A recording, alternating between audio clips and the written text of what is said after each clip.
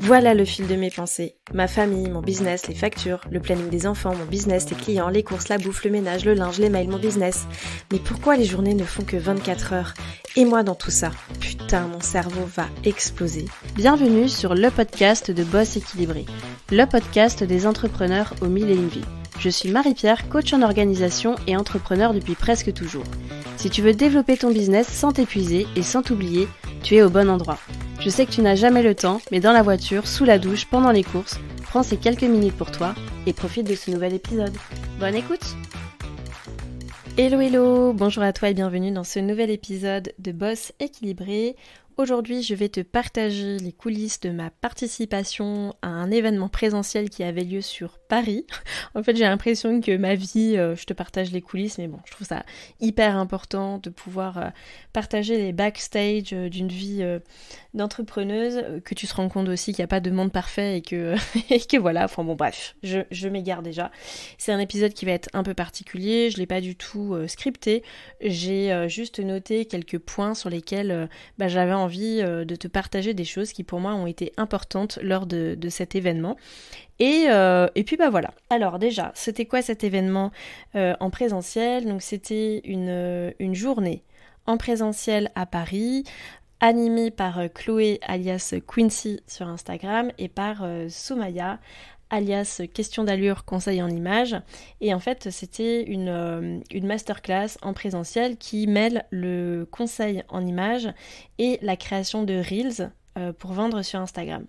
Donc de base, si je peux te remettre un petit peu dans le contexte, pourquoi j'ai choisi, pourquoi j'ai décidé d'y aller, pour tout avouer, j'avais pas forcément d'objectif particulier en m'inscrivant. Je pense que la raison profonde de ma participation à cet événement-là, c'était vraiment le fait que j'ai envie et besoin de connecter avec des personnes en présentiel, donc avec des nanas entrepreneurs notamment. Il y avait ça, et puis il y avait aussi la partie conseil en images qui, je sais pas, qui m'appelait un peu. Et j'avoue que c'est pas forcément le sujet que j'avais envie ou besoin de creuser à l'instant T, mais le fait d'avoir les deux sujets mêlés, ça, voilà, je sais pas, ça m'a appelé. Donc je me suis inscrite.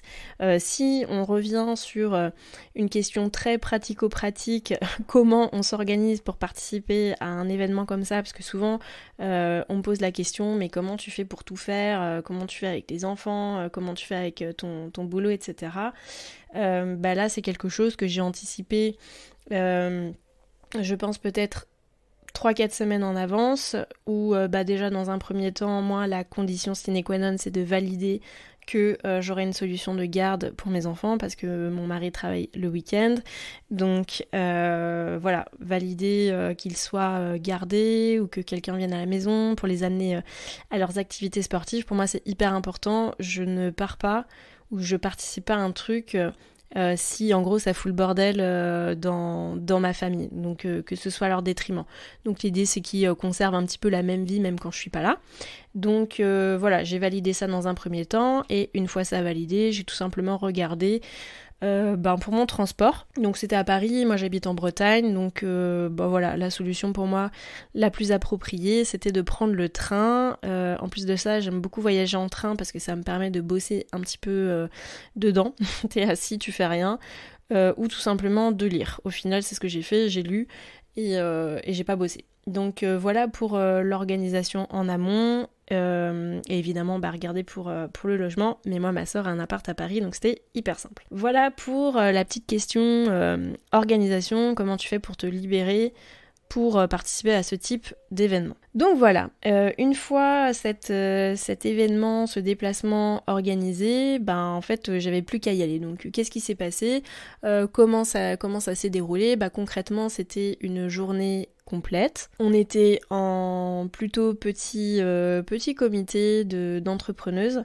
Donc ça c'est quelque chose que j'ai beaucoup apprécié parce qu'on a vachement pu connecter, on a vachement pu échanger. Et voilà, moi pour rappel, je suis allée là-bas en toute transparence en me disant j'aimerais en fait en partant de cet événement avoir une stratégie concrète, ma stratégie concrète de communication sur les réseaux sociaux, pour convertir en fait et engager vraiment mon audience. C'était vraiment ça, moi en tout cas l'objectif que je m'étais mis en tête. Donc ce qui s'est passé, c'est que moi de cette masterclass, honnêtement, je te spoil direct, j'en suis revenue plutôt chamboulée alors que je m'y attendais pas du tout. Je suis sortie de là, j'étais entre l'énergie positive et le j'ai envie de chialer, mais genre j'ai envie de chialer, pas parce que je suis dégoûtée, mais plutôt parce que je me suis pris une grosse claque, donc ça je vais t'en reparler. Mais voici les 5 points en tout cas que j'ai retenus et que je voulais te partager parce que peut-être qu'ils seront applicables à toi. Peut-être qu'ils répondront à des croyances limitantes que tu as, peut-être qu'ils répondront à des peurs, des besoins que tu as ou que tu penses avoir. Et voilà ce que j'ai envie de te partager vraiment en toute transparence. Le premier point que j'ai retenu, c'est que, hyper bateau, mais trop de stratégie tue la stratégie. Et ça, en fait, c'est pas que moi qui ai fait ce constat-là, c'est qu'en fait, j'ai l'impression que ça a été un peu un fil conducteur entre toutes les nanas qui étaient là. C'était, voilà, je suis à la recherche d'une stratégie ou je suis à la recherche d'un truc, je ne sais pas quoi. Et ça a été vraiment le constat, trop de stratégie tue la stratégie. Et ça, je pense que c'est vraiment très relatif à une vie d'entrepreneur, c'est-à-dire que tu cherches toujours la méthode miracle, la solution miracle pour réussir ce que tu as envie d'entreprendre. Et moi, en l'occurrence, sur la partie communication sur les réseaux sociaux, j'étais venue dans l'idée de me dire, je veux trouver vraiment ma stratégie à moi, celle que je ne subis pas, celle qui est vraiment cohérente avec la personne que je suis, celle qui va pas être forcée, celle où je peux être le plus transparente possible. Et puis en fait, la claque que je me suis prise, c'est tout simplement soit toi et soit en cohérence avec la personne que tu es. Donc ça, on en reviendra, j'y reviendrai sur un point suivant. Mais vraiment, ce que je retiens, c'est que trop de stratégie tue la stratégie. Si je ramène ça, moi, à mon domaine d'activité, à l'organisation, à la gestion du temps, en fait, c'est la même chose. Et en plus de ça, c'est ce que je prône à longueur de temps, c'est qu'il n'y a pas de méthode miracle, il n'y a pas... j'aime pas les stratégies, etc. Et j'aime vraiment ce qui est fluide et ce qui va te correspondre. Et évidemment, pour que ça te corresponde, il faut essayer, il faut que ce soit le plus naturel possible, il ne faut pas que ce soit subi. Et c'est comme ça, en fait, que ça fonctionne et que tu peux durer sur le long terme. Donc, j'ai appris un truc que je savais, que j'appliquais dans le cadre de mes coachings, de mes accompagnements, etc., mais que je ne m'appliquais pas à moi-même. Donc, premier point, trop de stratégie tue la stratégie. Tu peux le noter dans ton carnet. Ensuite, le point suivant est là, mais ironie du sort, ce que je note, parce que j'ai quand même nommé un de mes ateliers en ligne comme ça. Le deuxième point que j'ai retenu, c'est que tu as le pouvoir sur ton temps. Mais alors là, encore une fois, j'ai appris un truc que je prône au quotidien. Tu as le pouvoir sur ton temps. Pourquoi j'ai retenu ça, et notamment encore plus applicable sur la communication sur les réseaux sociaux, etc. C'est que à un moment donné, on nous a posé la question, à quelle fréquence tu publies sur les réseaux sociaux, à quelle heure tu publies sur les réseaux sociaux, à quelle heure tu vas discuter avec ta communauté sur les réseaux sociaux. Moi là-dessus, je suis hyper carrée, hyper organisée, etc. J'ai des bonnes routines qui sont mises en place, sauf que j'avais quand même une certaine résistance sur un point, c'était l'heure à laquelle je postais en fait mes différents contenus sur Instagram notamment. Donc moi en l'occurrence, je postais mes contenus soit 18h30, soit 21h, soit hyper tôt le matin à 7h. Pourquoi je postais à ces heures-là ? Parce qu'en fait, tout bêtement, c'est vraiment l'heure statistiquement à laquelle Instagram me disait que ma communauté était présente et pouvait voir mon contenu et puis interagir avec moi. Donc en gros, quand tu postes un contenu, moi dans l'idée, je vais pas poster mon truc et je vais me barrer, c'est que quand même, je vais interagir avec les gens suite à la publication, etc. Je vais le repartager en story pour que ce soit un minimum visible. On va pas se mentir, je crée pas du contenu pour qu'il soit pas visible. Donc l'idée, c'était de poster au moment où selon moi, ou selon l'algorithme d'Instagram, il y avait le plus de monde. Sauf que, lorsqu'on m'a posé la question, je me suis rendu compte que j'avais un frein là-dessus. Pour les personnes qui sont des mamans, clairement, le 18h30, 21h, c'est juste le tunnel des enfants. C'est le moment où il y a les devoirs, il y a les repas, il y a la douche, il y a tout, on prépare les affaires du lendemain, etc. Et donc moi, évidemment, j'avais trouvé la bonne idée de poster et d'engager à ce moment-là. Chose qui était complètement contraire, en fait, à mes règles, à savoir de ne pas travailler ou prendre mon téléphone quand je suis avec mes enfants, mais c'était vraiment une règle à laquelle je tenais et à laquelle je dérogeais, mais vraiment juste pour ça. Pareil, pour le 21h, c'est pas du tout le moment en fait où je suis concentrée, où j'ai envie de bosser. Moi je suis pas du tout du soir pour bosser, donc pareil je m'étais fixé cette règle là. Et le matin, 7h le matin, donc là c'était plutôt sur la publication notamment de mes podcasts, donc je publiais des posts pour dire que voilà mon podcast était en ligne. Pareil, 7h le matin, j'ai vraiment comme routine et comme règle de ne pas consulter mon téléphone 1 heure après mon réveil. Bah là typiquement j'enfreignais cette règle tous les jeudis matins pour pouvoir poster mon contenu sur Insta, pour dire coucou, mon podcast est sorti. Et donc tu as le pouvoir sur ton temps, c'est clairement Chloé qui m'a sorti la punchline, ton contenu en fait doit s'adapter à ton lifestyle et pas l'inverse. Et là encore une fois, c'est une claque que je me suis prise en mode en fait tu fais ce que tu veux de ton temps. Il n'y a personne qui doit te dire, même pas un algorithme, vas-y fais ça à telle heure. Quand on y pense, c'est vraiment impensable. Quand on y pense, c'est vraiment pensable. Phrase de l'année, on retiendra. Il n'y a rien ni personne qui doit nous dicter de faire ci ou ça à tel moment de la journée. Et ça, vraiment, c'est important de le garder en tête. Alors moi, j'ai ça pour la partie communication, DM, messages privés sur les réseaux sociaux, etc. Mais ça peut très bien être dans le cas de, je sais pas, tu te fixes des coachings le mercredi après-midi parce que tu as l'impression que tous tes clients, ils sont dispo le mercredi après-midi, mais toi, tu as décidé de passer du temps avec tes enfants. Du coup, non, en fait, tu as le droit de dire non à ça. Ça peut être vraiment dans plein de cas de figure. Donc l'idée c'est vraiment de se poser la question, ok, est-ce que je suis alignée avec cette tâche que je suis en train de faire à telle heure ou tel moment de la journée? Clairement si la question c'est non, trouvons une autre solution pour remédier à ça. Troisième point que j'ai retenu de ce séminaire, c'est tu es suffisant tel que tu es. Alors ça, je pense que c'est vraiment l'enseignement que j'ai envie de garder. T'es suffisant tel que tu es parce que on est toujours en train de se dire mais comment je peux être plus comme ça, comment je peux être plus comme ça. Aussi, moi j'ai remarqué que c'est toujours plus confortable de se mettre en position d'expert et de délivrer un peu son savoir, ses compétences, ses connaissances comme si c'était un peu une preuve en fait de légitimité et de professionnalisme.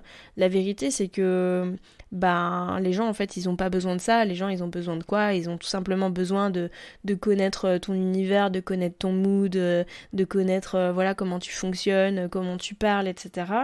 Et ça c'est vraiment un point que je garde en tête, c'est tu es suffisant tel que tu es. Et vraiment c'est très enrichissant de garder cette phrase-là, à la limite on peut s'en faire un mantra, parce que je sais que c'est souvent un problème pour les entrepreneurs de regarder à droite, à gauche ce que font d'autres entrepreneurs, de se comparer. C'est souvent assez toxique et d'ailleurs on se jette souvent des pierres en se disant je suis pas assez comme ci, je suis pas assez comme ça. Mais la vérité c'est qu'on a toutes les ressources en nous pour avancer. Il y a forcément quelqu'un dans cet univers qui a besoin de toi, il y a forcément quelqu'un qui va connecter avec toi parce que justement tu partages les valeurs que tu as, parce que tu partages la personne que tu es, parce que comme moi tu vas dire des merdes dans ton podcast et en fait ça passe et ça fait rire et tu vas connecter avec des gens qui aiment bien le franc-parler.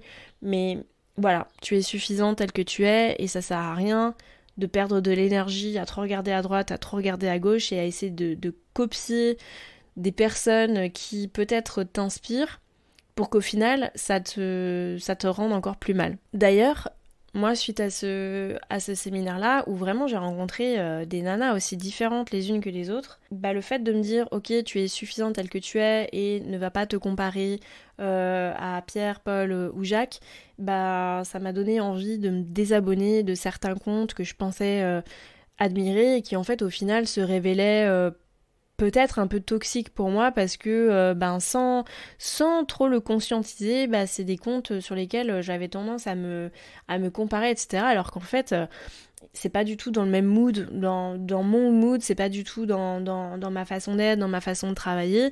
Et je me suis dit, mais en fait, t'as juste à créer ton univers, la personne que tu es, et basta, en fait, pas besoin de chercher midi à 14h, on en revient au point 1, trop de stratégie, tue la stratégie, juste partage ce que t'as envie de partager, et ça attirera les personnes qui te correspondent aussi. Donc voilà, 3e point, tu es suffisant tel que tu es. On peut enchaîner sur le 4e point, tes idées ne sont pas figées. Ça, j'ai vraiment tellement envie de te le partager. D'ailleurs, autant les idées sont pas figées, que ton organisation n'est pas figée, que ta gestion du temps n'est pas figée. On vit pas dans un monde de structure totale et de cadre duquel on ne doit pas sortir. Pourquoi j'ai gardé ce point-là en tête? Moi, quand je suis allée à cet événement Let's Shine, je me suis dit que je cherchais une stratégie pour vraiment rester dans le 100% digital. 100% digital, vraiment axé sur mes programmes en ligne. Ok, je fais du coaching, mais le but, c'est pas non plus de... Moi, j'ai vraiment une très très forte valeur liberté et liberté de mon temps. Donc, j'adore faire du coaching, mais je sais très bien que je ne veux pas en faire... la majorité de mon activité parce que j'ai besoin de temps pour créer, j'ai besoin de temps pour diffuser, j'ai besoin de temps pour partager. C'est dans mes valeurs et c'est aussi dans la construction de mon business de rêve. Et en fait, je m'étais dit que tôt ou tard, le coaching individualisé disparaîtrait en fait de mes offres.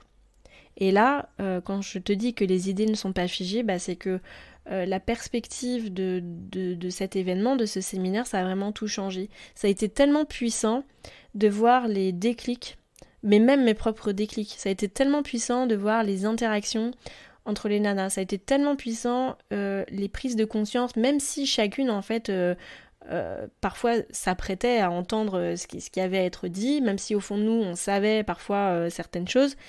En fait, la puissance d'être accompagnée de quelqu'un, d'avoir une expertise en face de toi qui te confirme quelque chose que tu pensais, franchement ça n'a pas de prix.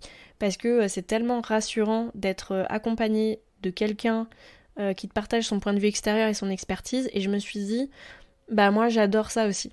J'adore accompagner les gens dans une transformation, j'adore les mettre peut-être face à des réalités qu'ils ont déjà sous les yeux mais ils ont besoin d'être confortés. J'adore les accompagner une personne d'un point A à un point B et de voir sa satisfaction dans son regard ou dans ses paroles à la fin d'un accompagnement et de voir tout le chemin qui a été parcouru. Franchement, ça n'a pas de prix.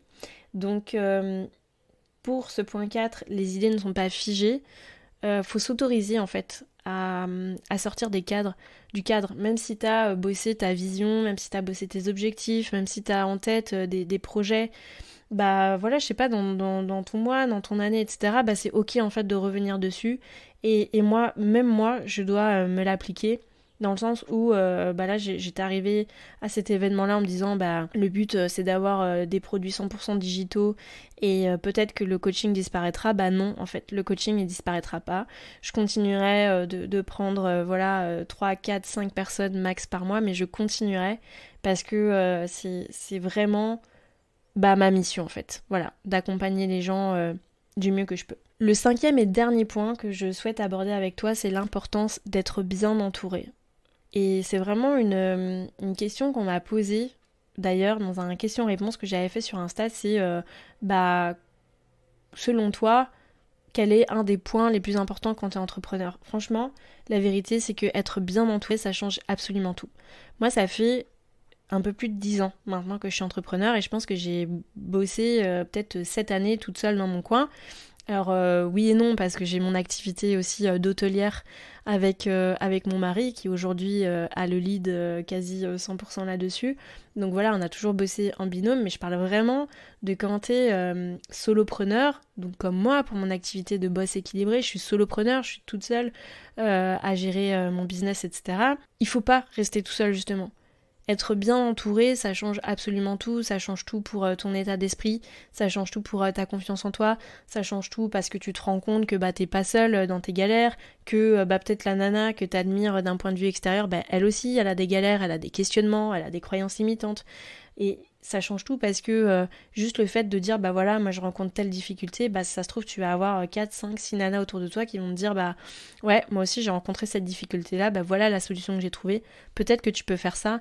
Et en fait tu pars avec des clés, tout simplement parce que t'as partagé, il y a l'intelligence collective, il y a aussi la bienveillance des personnes qui t'entourent. Moi je sais que en dehors de cet événement dont je te parle, j'ai un groupe, on est 5, un groupe WhatsApp de 5 entrepreneurs et franchement on s'envoie des messages régulièrement, on se challenge dès qu'on a une question business, mais ça peut être sur de la compta, ça peut être sur j'en sais rien, des réseaux sociaux, ça peut être sur tiens regarde j'ai sorti tel contenu, qu'est-ce que ça t'inspire, est-ce que vous trouvez ça bien, etc. C'est tellement puissant d'avoir l'appui, l'avis et l'aide d'autres entrepreneurs que en fait faut juste pas passer à côté. Je pense qu'on devrait tous avoir un petit noyau comme ça autour de soi, de gens bienveillants qu'on a sélectionnés, qui aussi nous poussent vers le haut et nous évitent de rester dans une certaine zone de confort. Et tout simplement des gens à qui tu peux dire ça va pas, et voilà, si ça va pas, vas-y les gars, qu'est-ce qu'on fait, on se motive, on se challenge et on avance. Je parle de ça niveau business, mais je parle de ça aussi niveau perso. Être bien entouré dans sa vie personnelle, franchement c'est un avantage. Je sais que tout le monde n'a pas la chance d'être bien entouré dans sa vie personnelle, mais moi j'ai beaucoup de gratitude pour mon mari, j'ai beaucoup de gratitude pour ma famille, pour ma belle famille, de me soutenir aussi, de m'aider dans mes différents projets. Si j'étais seule, parce que ça aussi souvent c'est une question qu'on me pose, comment tu fais pour faire tout ça? Oui, ok, une bonne organisation, une bonne gestion du temps, une bonne gestion des priorités, c'est ça évidemment qui me permet de vivre ma best life, mais la vérité c'est que si j'étais seule et que j'avais pas du monde autour de moi qui parfois me permet, comme là, pour ce week-end-là, de me libérer, je ne pourrais pas faire tout ce que j'ai envie de faire. Donc 5e et dernier point, et là j'ai beaucoup de gratitude encore une fois pour ça, c'est d'être bien entouré dans son quotidien, encore plus quand t'es entrepreneur, parce que c'est ça aussi qui te permet d'avancer, de te challenger et puis de relever des défis dont peut-être tu ne te serais pas senti capable. Donc voilà, le petit résumé de mes 5 points. Trop de stratégie, tue la stratégie, t'as le pouvoir sur ton temps, t'es suffisant tel que tu es, tes idées ne sont pas figées et être bien entouré, c'est la vie. Voilà ce que j'ai retenu de cet événement-là. Alors franchement, si t'as la possibilité de franchir le cap, si t'es 100% dans le digital, d'aller vers des événements présentiels comme ça, franchement ça n'a rien à voir.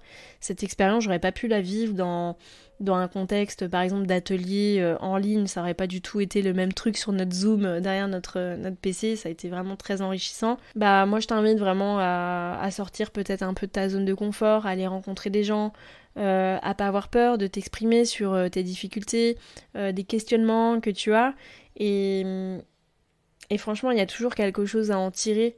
Ça peut être tout simplement des belles rencontres. Moi j'ai rencontré vraiment des nanas formidables et des nanas hyper inspirantes. Ça peut être des clés avec lesquelles tu vas repartir pour ton business. Ça peut être de l'inspiration. Bon moi perso je suis repartie avec tout ça. Donc voilà, tu es rentrée dans les coulisses d'un de mes week-ends un peu business mais à la fois développement personnel ou ce que tu veux. J'espère que cet épisode t'a plu et que peut-être parmi les 5 points que tu as retenus, il y en a un vraiment qui t'a appelé et qui t'a, remis en question, qui t'a donné envie de faire péter certaines croyances limitantes. On arrive à l'issue de cet épisode, je sais que je vais me répéter parce que tu l'auras dans le jingle de la conclusion, mais si jamais tu as apprécié cet épisode, n'hésite pas à mettre une note ou un commentaire sur la plateforme sur laquelle tu écoutes ce podcast. Écoute, ça veut dire que tu fais partie des gens bienveillants qui m'entourent, qui m'encouragent aussi à continuer à produire du contenu gratuit et j'espère inspirant. Alors merci beaucoup d'avance pour ta petite note ou ton commentaire, ça fait toujours hyper plaisir de te lire. C'est déjà la fin de cet épisode, merci d'avoir écouté jusqu'au bout. Si ce podcast t'a plu, je t'invite à lui mettre une note et un commentaire sur la plateforme d'écoute que tu utilises. De une, ça permettra de le faire connaître et de deux, ça me fera un immense plaisir de te lire. En tout cas, un grand merci de ton temps et de ta contribution, c'est grâce à toi que je peux continuer à faire vivre ce podcast. Je te dis à la semaine prochaine pour un nouvel épisode de Boss équilibré.